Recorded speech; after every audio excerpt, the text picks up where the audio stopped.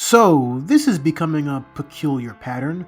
Some of you might recall that a little over 2 years ago, I reviewed Celestial Fury, a charming and creative PR fan film. One of my biggest takeaways after watching it was that despite it being written in 2005 and produced years later, it somehow evoked a lot of traits associated with the Hasbro era and the Neo Saban era, except the ways it played around with various lore drops felt genuinely interesting, as opposed to the Hasbro methodology of throwing things on a wall and praying they stick. They didn't often stick. But watching Celestial Fury at a time where I didn't feel particularly inspired to share my thoughts on canon PR ended up being the perfect way to jumpstart my then waning creative process. So, in a way, I guess you could make the case that the fan film / parody MMPR The Last Red Ranger 7 kinda, sorta, maybe, almost accomplished the same task, but not quite in a way that will evoke the same kind of passion. If you've seen it, you know exactly what I'm talking about, and if you haven't, link to the Tubi page is in the description below. It's just over an hour long and is free to watch, so if you want to experience it prior to hearing my thoughts on it, go right ahead. This video, hopefully, isn't going anywhere. So, some background details. Due primarily to the interneting, this film only recently jumped up on a lot of people's radar in spite of it being all but non-existent in the discourse when it first released back in 2017. I can't say if writer / director Paulo Carrascon and PDC Productions intentionally timed it up with the release of the official movie or not, but let's just assume they did because that would be funniest. Speaking of PDC Productions, I know they did exist at some point, but every domain that might lead me to more information about them, including their official website, is either dead or just part of a site that aggregates production company details. I do know, at the very least, that this is the same company that produced all 4 of Carrascon's independent films. But since the aforementioned PDC website is defunct and their Facebook page looks like it hasn't been touched in years, I couldn't track down most of those projects to give us some frame of reference for this parody's creative head. I did, however, find Night of Redemption right here on YouTube, which is the first film he produced according to IMDb, but put a pin in that for now. I'd like to preface my thoughts and feelings about this parody before jumping right in. From the edited clips you've already seen throughout this video so far, it's not hard to tell that something feels very off about it. And while that will be part of my honest critique, I'd be remiss to not start by praising the fact that this is a film that exists at all. Reviewing fan work always feels like something of a double-edged sword to me, ergo why I don't tend to do it. Because if I like it, great. But if I don't, then it feels a little too much like punching down. Not because I see myself or my channel as more noteworthy than some of the individuals making fan films, let's be clear on that, but because it can feel odd to criticize people who don't have the financial backing of Hasbro or Toei. They're just doing their best and hopefully having a good time all the while. I've been a huge movie dork for years, and I've never put my money where my mouth is, like even the worst attempts at fan films have. So on the one hand, who am I to talk, but on the other hand, I'm an analytical reviewer person, so it is what it is. But let it be known first and foremost that I respect the hell out of Paulo Carrascon and his crew for putting together a far more involved and a far more expensive production than most fan films ever could. Even though I didn't have the chance to talk shop with him like I did for the creative lead behind Celestial Fury, there is no doubt in my mind that I'd like to someday if ever given the chance. Now, with all that having been said, MMPR The Last Red Ranger 7 is a wild, wild ride. The story is set in a war-torn hellscape version of Angel Grove, where Jason, here portrayed by Carrascon, is leading what's left of the Resistance. This film has a second director as well in Mark Newton, credited as also playing the dead man here, but more on him a little later. In this apocalyptic hellscape, several of the OG Rangers are dead, but Billy might be around somewhere, it's unclear. Aisha is also randomly here, but the rest of the power transfer trio isn't mentioned at all. So timeline-wise, insofar as that ultimately matters, The film sets itself up in essentially an alternate version of either Season 2 or Season 3 of MMPR. The writing directly states that Tommy's Green Ranger powers have long since evaporated, but interestingly enough, there is no mention of any White Ranger powers, only the Zeo crystals. Zed also hasn't shown up yet, used here as someone Rita still needs to be wary of. The present-day powers is a point I find kind of neat, because given the fact that the writing knows at least all of this about PR's history, we have to assume the White Ranger was considered, but ultimately sidelined. And that ties into this version of Tommy likely bowing out of the Ranger business altogether after Kimberly's death, thus foregoing the need to create new and improved powers for a Ranger who has since secluded himself from the bigger fight. More on that later. We're introduced to a few original characters as well, including Emily, our female lead, as well as Damien, a man who really wants to take the fight to Rita, except that both of them end up betraying Jason, which all things considered worked as a neat twist.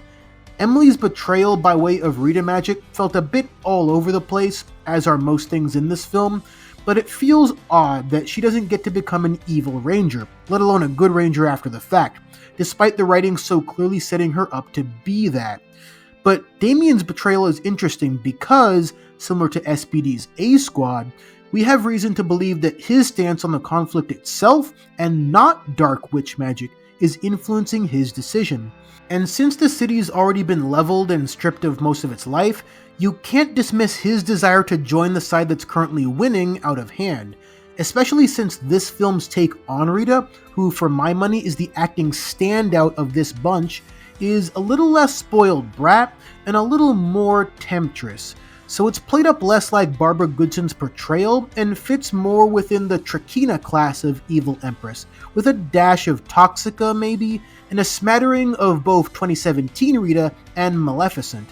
That last detail could have been intentional, because Rita's actress here actually did portray Maleficent once before in the short-lived show Real Housewives of the Magic Kingdom, which is a thing that apparently existed. Yeah, my research this go-round took me to a lot of crazy places. So, at some point Jason decides not just to kill Goldar, but behead him. Very metal of you, Jason. All the while, Rita is setting up another deal with Tommy where she promises to bring Kimberly back if Tommy reclaims the dragon power and kills Jason. This is hilarious because after everything Rita's put them through, all she has to tell Tommy is, "Trust me, bro," and he folds like a stack of cards. Maybe this version of him just wanted to get one over on Jason more than he wants Kimberly back, because there's a solid 0% chance he gets what was promised. And then the movie just ends, and in a way that dragged on to a point where it felt longer than a runtime that really could have been 45 minutes without cutting too much. So what does all this add up to? As you've no doubt figured out, the acting, writing, and directing in this movie are not what I'd call the high points.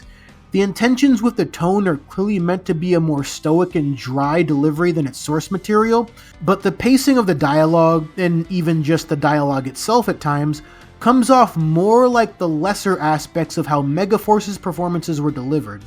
That's how Jason's character comes off to me here, not as a hardened take on what we saw from him in MMPR proper, but as a version of Troy, someone thought would be much cooler than actual Troy. And even though there are other ways to do it, it feels peculiar to me to have this setting as it is and not have any of Jason's newfound grittiness housed inside a growing distrust for Zordon. Even a casual observation of MMPR's central conflict would tell you that Zordon's rule against escalation is a net negative if the goal is to end the conflict sooner.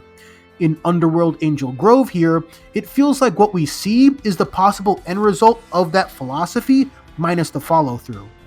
They still managed to get some half-decent performances out of actors who have clearly been doing this for a while, though sadly Tommy isn't one of them, for as little as he even appears. Not only hasn't he been doing this acting thing for a while, he pretty much never does it again if IMDb is to be believed. But for the most part, this movie embodies the grit and edginess of its premise with the same marksmanship that Birdemic embodied horror, or that The Room embodied basic human emotion. There's fun to be had in how all three choose to execute their goals, whatever those might be, but only really when viewed through the most ironic of lenses. And the same can be said for the very listless fight choreography that arguably does even worse at highlighting the plight inherent to the conflict. I mean, what more do you want me to say? I wasn't coming into this expecting something Jet Li would co-sign on, but also, would it be completely unfair to? Carrasco is reportedly a martial arts expert, and has been since he was 16. This includes Tang Soo Do, a style some of you might be familiar with, as it's the basis for the teachings of Cobra Kai in the Karate Kid universe. So he knows this stuff. What's more, in Night of Redemption, the one other film of his I could track down, both the acting and the fighting are markedly improved, and it really does feel more like your prototypical PR type of beat-em-up, for what relatively little fighting there is. You might be tempted to make the case that co-director Mark Newton might have had something to do with the divergence here. Clever reasoning. But, for one thing, Carrasco feels like the true-to-form leader of this project, and even if he wasn't, Newton has done a lot of indie work before and after this project, and what I've seen of that feels even more removed from this parody. But that's still the key word here, parody. And far be it from me to potentially miss that and fall into the trap so many fans did with Adi Shankar's bootleg universe, in where everyone missed the point completely until years later, and some people still haven't caught up. And in the aftermath of that film and films like it, his very keen eye for creativity netted him several projects, including producing a future Devil May Cry series, where he'll get to work alongside actual PR legend and voice actor extraordinaire Johnny Young Bosch. Because of that history, and in spite of my misgivings with what appears on screen, I find myself mixed on what Carrasco's true intentions are here. Is his need to over-exposit the answers to a lot of silly questions a joke at the expense of how silly those questions are, but played straight?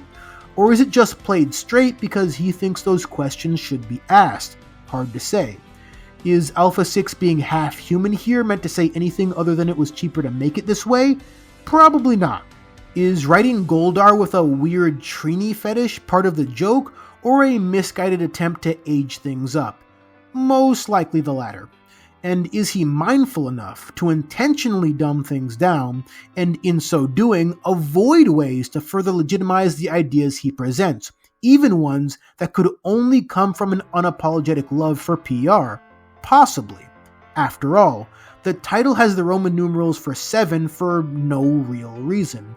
It could be poking fun at the fact that films 1 through 6 don't actually exist, and an 8th is probably never coming.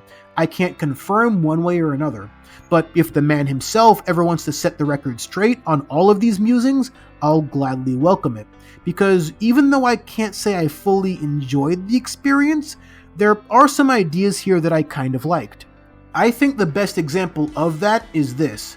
This film positions Jason in the role of last hope for humanity, while Tommy is on the outside looking in. This diverges greatly from how they develop in the context of the series proper, as Tommy methodically looks to become more Zordon adjacent, and Jason becomes more disillusioned with the fight at hand. In this version, with an absent Rocky, Jason seemingly never left the team, which means Tommy is never promoted to leader and instead harbors resentment for Jason's former leadership. So it's a unique sort of role reversal, where Jason is pretty close to what Tommy would have been had the intent of Forever Red carried on its natural trajectory, and conversely, Tommy is the one who leaves the fight behind, only returning because the promise of having any kind of agency again is alluring. As far as a reimagining of those characters goes, that's a pretty creative way to look at it. And I'll say it again, Rita, Damien, and Goldar to a lesser extent are all great here. Just pure campy fun, clearly enjoying themselves and making the most out of this chance. But overall, I think the various thoughts I took away from this parody and the unknown nature of its own inclinations are far more engaging and fascinating than the end product itself. So it's not a film I can comfortably recommend unless you understand what you're in for and either do not care, or unironically want all of that injected right into your veins. It's not a great film, even by its own admittedly humble standards, but I still had some fun with it.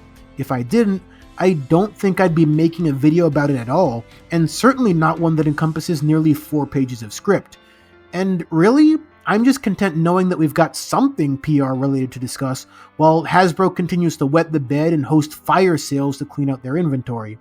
So, with all that said, let's address the obvious question on some of your minds. Will the Disney brain vanish again for another several months? Not likely.